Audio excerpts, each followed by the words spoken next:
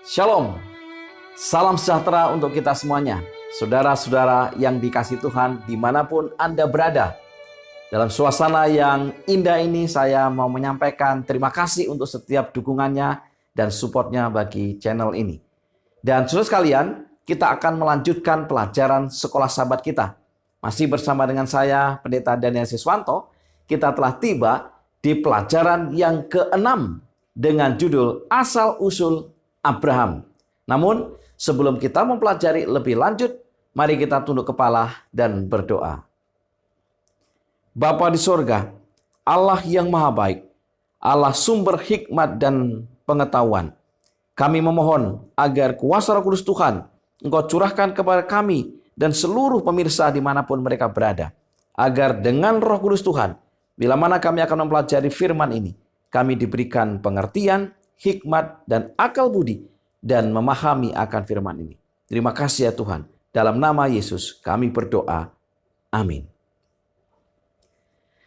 Asal-usul Abraham. Ayat yang menjadi dasar pada pelajaran sekolah sahabat kita adalah Ibrani 11 ayat 8. Karena iman Abraham taat ketika ia dipanggil untuk berangkat ke negeri yang akan diterimanya menjadi milik pusakanya. Lalu ia berangkat dengan tidak mengetahui tempat yang ia tuju. Abraham disebut bapa semua orang percaya. Roma 4 ayat 11. Iman adalah kekuatan utama dalam hidupnya. Selalu, dia juga jatuh beberapa kali. Namun, lagi pula memang dia tidak sempurna. Saudara sekalian, mari kita pelajari langkah pertamanya sejak keluar dari Ur Kasdim hingga keterlibatannya dalam perang di Kanaan. Kita akan mengunjungi kembali tempat-tempat di mana dia membangun mezbah untuk menyembah Tuhan. Karena iman dan karena kepercayaannya kepada Tuhan tumbuh secara bertahap. Di pelajaran hari Minggu, keberangkatan Abraham. Kejadian 12 ayat 1. Berfirmanlah Tuhan kepada Abram, pergilah dari negerimu dan dari sanak saudaramu dan dari rumah bapamu ini ke negeri yang akan kutunjukkan kepadamu. Apa arti frasa leka, pergilah kamu dalam panggilan kepada Abraham? Saudara sekalian, frasa ini memiliki arti pergilah untuk menemukan dirimu sendiri. Panggilan kepada Abram untuk keluar dari negerinya dan menjauh dari asal mulanya harus membawanya dalam perjalanan untuk menemukan dirinya sendiri, untuk memenuhi dirinya sendiri, dan untuk membangun identitasnya.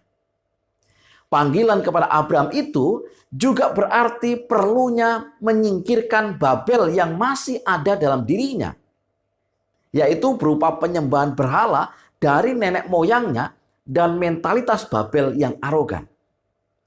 Abram tidak hanya harus meninggalkan tempat dia berada di Ur Kasdim, tetapi dia juga harus selalu berpindah-pindah. Frasa leka ini juga mendasari perjalanan rohani Abraham, di mana dia dipanggil bukan hanya untuk melupakan masa lalunya, tetapi juga untuk tidak menghiraukan masa depannya. Kejadian 22 ayat yang kedua. Janji Tuhan kepada Abraham bukan hanya tentang tanah air fisik, tetapi yang terutama adalah tentang keselamatan dunia. Hal ini ditegaskan dalam Kejadian 12 ayat 2. Aku akan membuat engkau menjadi bangsa yang besar dan memberkati engkau serta membuat namamu masyhur dan engkau akan menjadi berkat. Kejadian 22 ayat 18. Oleh keturunanmu lah semua bangsa di bumi akan mendapat berkat karena engkau mendengarkan firman-Ku. Kejadian 28 ayat 14. Keturunanmu akan menjadi seperti debu tanah banyaknya dan engkau akan mengembang ke sebelah timur, barat, utara, dan selatan. Olehmu serta keturunanmu semua kaum di bumi akan mendapat berkat.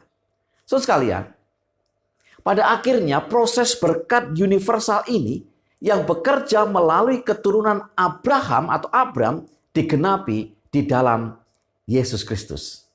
Kisah Para Rasul 3 ayat 25 mengatakan, "Kamulah yang mewarisi nubuat-nubuat itu dan mendapat bagian dalam perjanjian yang telah diadakan Allah dengan nenek moyang kita ketika ia berfirman kepada Abraham, oleh keturunanmu semua bangsa di muka bumi ini akan diberkati."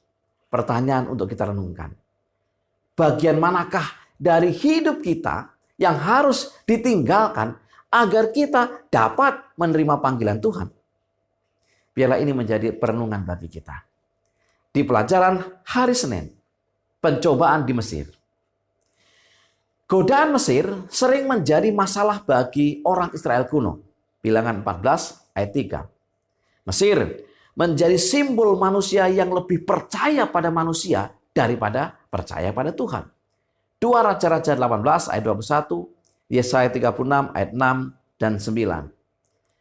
Abram yang baru saja tiba di tanah perjanjian memutuskan untuk meninggalkannya dan pergi ke Mesir karena kelaparan timbul di negeri itu. Pergi ke Mesir bukanlah perintah Tuhan, tetapi keputusan Abram sendiri. Apakah resiko dari keputusan Abram untuk pergi ke Mesir? Kejadian 12 ayat 10 sampai dengan 20 memberitahu kita. Pertama, Abram dihadapkan pada ancaman yang bisa datang dari orang Mesir atau Fir'aun karena Sarai istrinya. Yang kedua, Abram sedang menempatkan Sarai pada posisi yang sulit dari keinginan jahat orang Mesir. Yang ketiga, Abram harus berbohong untuk menyelamatkan dirinya. Dan selanjutnya, Abram gagal mempercayai penjagaan Tuhan bagi keluarganya. Abram yang meninggalkan Kanaan untuk pergi ke Mesir terlihat sebagai Abram yang berbeda dengan Abram yang meninggalkan Ur Kasdim sebelumnya. Abram digambarkan sebagai pria beriman yang meninggalkan Ur Kasdim sebagai tanggapan atas panggilan Tuhan. Namun sekarang Abram meninggalkan tanah perjanjian atas kemauannya sendiri. Bahkan ia tidak meminta petunjuk Tuhan atas keputusannya. Sebelumnya Abram begitu mengandalkan Tuhan. Sekarang dia berperilaku mengandalkan dirinya sendiri. Apa yang dilakukan Abram menunjukkan bahwa ia seorang yang tidak lepas dari kelemahan dan ketidaksempurnaan sebagai manusia. Saudara sekalian, Tuhan tidak meninggalkan Abram. Ia menolong Abram untuk keluar dari kesulitannya. Kita tidak mendapat informasi apa yang terjadi kepada Fir'aun dan seisi istananya karena Sarai yang telah dibawanya ke istananya. Namun, Fir'aun menyadari apa yang sedang terjadi dan ia segera mengembalikan Sarai kepada Abraham. Jika bukan karena anugerah Tuhan, Abram, seperti halnya dengan kita semua, tidak akan memiliki harapan keselamatan. Di pelajaran hari Selasa, Abram dan Lot. Akhirnya, Abram harus pergi meninggalkan Mesir dengan membawa keluarganya dan seluruh kepunyaannya. Kini ia fokus kembali ke Kanaan, tanah yang dijanjikan Tuhan. Setelah sampai di Kanaan, di perbatasan antara Betel dan Ai, di tempat mula-mula ia mendirikan Mizpah pada perjalanan pertamanya ke Kanaan, di sana Abram memanggil nama Tuhan. Kejadian 13 ayat 1 sampai dengan 4. Nampaknya Abram telah sadar dan kini ia kembali ke misi Tuhan. Hubungan yang baik Abram dengan Tuhan mempengaruhi bagaimana ia berhubungan dengan orang lain. Dan hal ini terlihat dari bagaimana ia mengatasi persoalan dengan Lot, keponakannya. Bagaimanakah karakter dan cara hidup Abram dan Lot terlihat saat mereka mengatasi persoalan mereka? Kejadian 13 ayat 5 sampai dengan 13. Yang pertama, Abram berinisiatif mengusulkan kesepakatan damai dan mengizinkan Lot untuk memilih terlebih dahulu wilayahnya. Di sini kita melihat kemurahan hati dan kebaikan Abram. Yang kedua, Lot memilih bagian yang lebih mudah atau paling mudah dan terbaik untuk dirinya sendiri. Dataran yang banyak airnya tanpa mempedulikan kejahatan calon tetangganya nanti. Hal ini mengungkapkan sesuatu tentang keserakahan dan karakter yang dia miliki. Frase memilih baginya mengingatkan kita pada orang-orang zaman sebelum air bah yang juga memilih siapa saja yang disukai mereka. Sebagaimana tertulis dalam Kejadian 6 ayat 2. Dan yang ketiga, apa yang dilakukan Abram adalah tindakan iman. Abram tidak memilih tanah itu sebagai tanah Kanaan yang telah diberikan kepadanya oleh kasih karunia Tuhan. Tidak seperti Lot yang memikirkan keuntungan diri. Abram melihat tanah itu hanya atas janji Tuhan.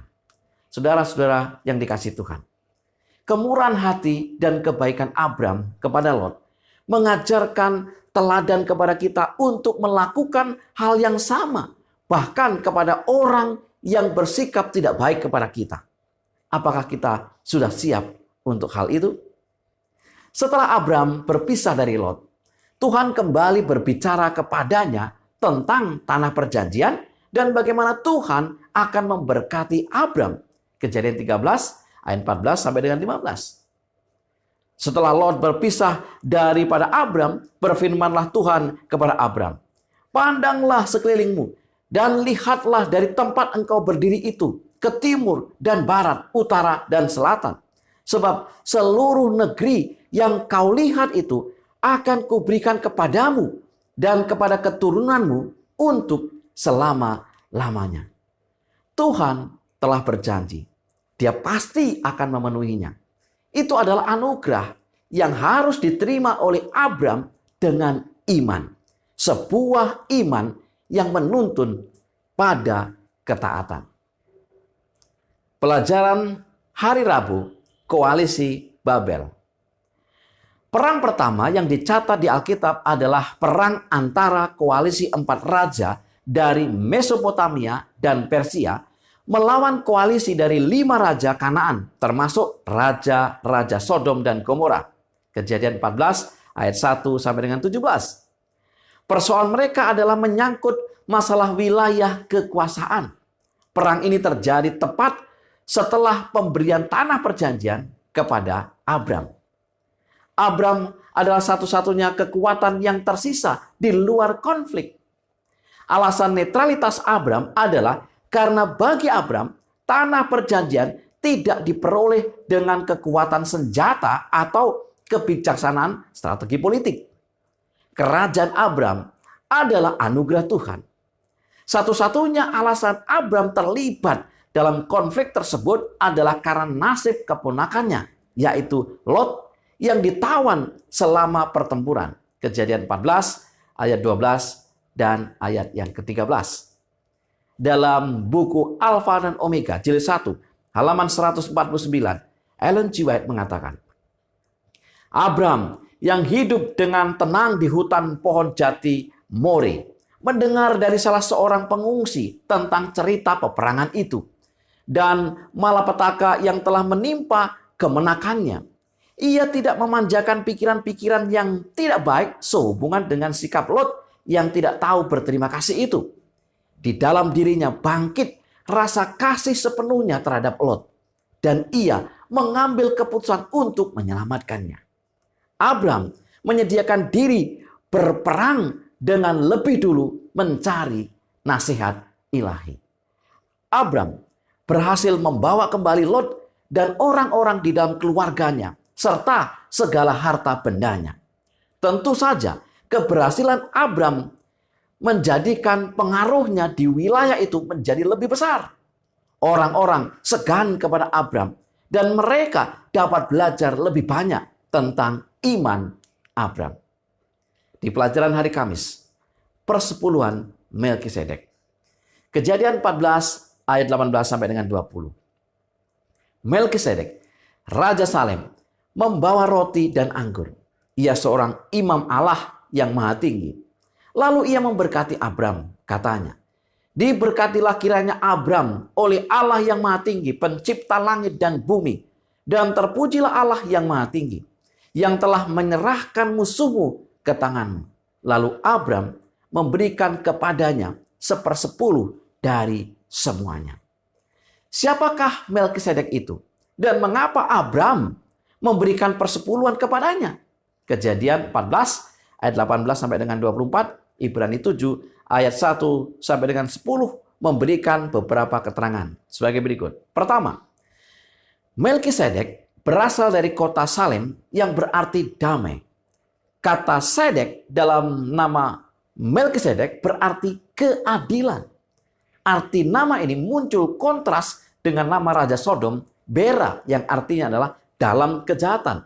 Dan Raja Gomora, Birsa, artinya dalam kekejian. Yang kedua, ketika menyambut Abraham, Melkisedek membawa roti dan anggur.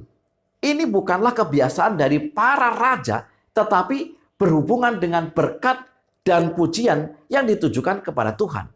Jadi, sosok Melkisedek syarat dengan makna rohani. Yang ketiga, Melkisedek muncul setelah pembalikan kekerasan dan kejahatan yang diawali oleh raja-rajaan Kanaan lainnya. Perikop ini juga berisi referensi Alkitabiah pertama untuk kata imam. Asosiasi Melkisedek dengan Allah yang Maha Tinggi yang disebutkan Abraham dengan jelas menunjukkan bahwa Abraham melihatnya sebagai imam dari Tuhan yang dilayani Abraham. Karena itu ia memberikan persepuluhan kepadanya. Namun Melkisedek tidak boleh diidentifikasikan sebagaimana Kristus. Dia adalah perwakilan Allah di antara orang-orang pada zaman itu. Dia bukan Kristus. Ungkapan bahwa Abraham memberikan kepada Melkisedek 1/10 dari semuanya menunjukkan sebuah respon kepada Allah, pencipta langit dan bumi. Kejadian 14 ayat 19. Hal ini menyinggung pendahuluan dari kisah penciptaan. Kejadian 1 ayat 1.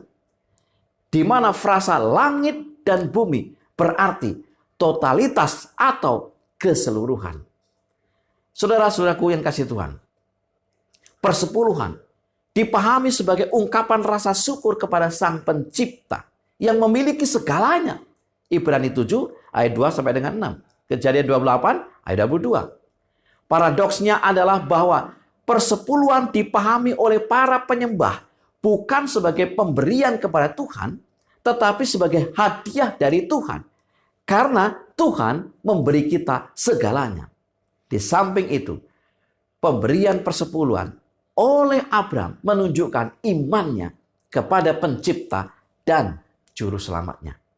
Sebagai kesimpulan pelajaran sekolah sahabat kita. Yang pertama, sama seperti Abraham, kita dipanggil untuk keluar dari zona nyaman, untuk menemukan jati diri, meninggalkan Babel, dan membangun identitas kita.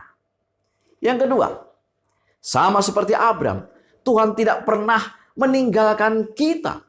Ia selalu menolong kita untuk keluar dari kesulitan. Yang ketiga, sama seperti Abraham, hubungan yang baik dengan Tuhan akan mempengaruhi hubungan baik kita dengan orang lain. Bahkan kepada orang yang berbuat jahat kepada kita. Yang keempat, sama seperti Abraham, keberhasilan kita semuanya karena campur tangan Tuhan. Dan itu akan membawa pengaruh bagi pertumbuhan iman orang-orang yang ada di sekitar kita. Dan yang kelima, sama seperti Abraham, pemberian persepuluhan menunjukkan iman kita kepada Pencipta dan Juru Selamat, dan sebagai ungkapan rasa syukur kepada Sang Pencipta yang memiliki segalanya. Saudara-saudara yang dikasihi Tuhan, itulah pelajaran sekolah sahabat yang bisa saya sampaikan. Sekali lagi, biarlah kita berdoa untuk memohon kecurahan Roh Kudus, agar kiranya dengan Roh Kudus Tuhan memberikan pengertian dan kita dapat memahami firman ini. Mari kita tunduk kepala dan berdoa. Bapa di surga, sementara kami mempelajari akan firman Tuhan, melalui pelajaran sekolah sahabat ini. Kami memohon agar curahan Roh Kudus menjadi bagian kami. Urapi kami. Berikan kepada kami hikmat-Mu, akal budimu, pengertian-Mu, sehingga kami boleh memahami dan menjadi pelaku-pelaku firman. Terima kasih ya Tuhan. Mohon berkat untuk seluruh umat Tuhan dimanapun mereka berada. Dalam nama Yesus kami berdoa. Amin.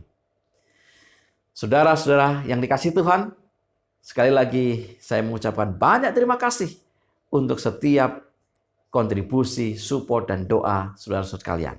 Mari kita terus belajar akan firman Tuhan dan khususnya pelajaran sekolah sahabat kita. Selamat belajar, selamat sahabat, dan Tuhan memberkati kita.